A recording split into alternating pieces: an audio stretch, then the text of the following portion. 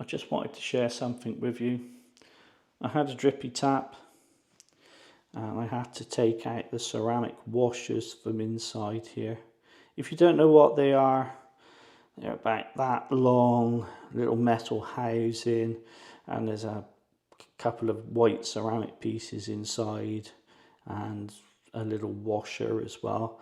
And all you need to do is take the whole lot out and soak it in white vinegar. That gets rid of the limescale. You reassemble it, you shove it back in, you should be good to go. In my case that worked. However, the issue I had was taking the ends of the tap off. So the first thing I tried was unscrewing this to see if there was a Allen key slot in there. No, there wasn't. All I managed to do was scratch this. So it's a bit of a learning phase for me. I've seen other videos and what they say is you could have an Allen key or slot underneath there which you can undo it. Didn't have one of those. I've also seen types of taps like this you can pull the end off, and I tried that, that didn't work, and then I've kind of run out of ideas.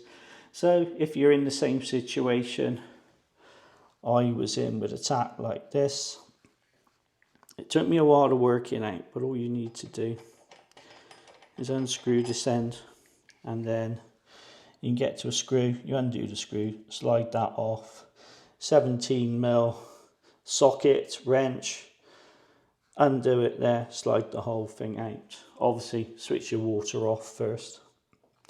Now when I first tried to take this off, it just wouldn't budge by hand. I haven't got any specialist tools, so what I had was some pipe pliers. I've coated the ends in insulation tape to minimise the damage on this, and then it was just a case of grip it and twist it, and that loosened him enough and I could take him off. There you go. If you got in the same situation as me and you're absolutely stuffed, that's how you can take these off. I hope that video's helped. Take care everyone.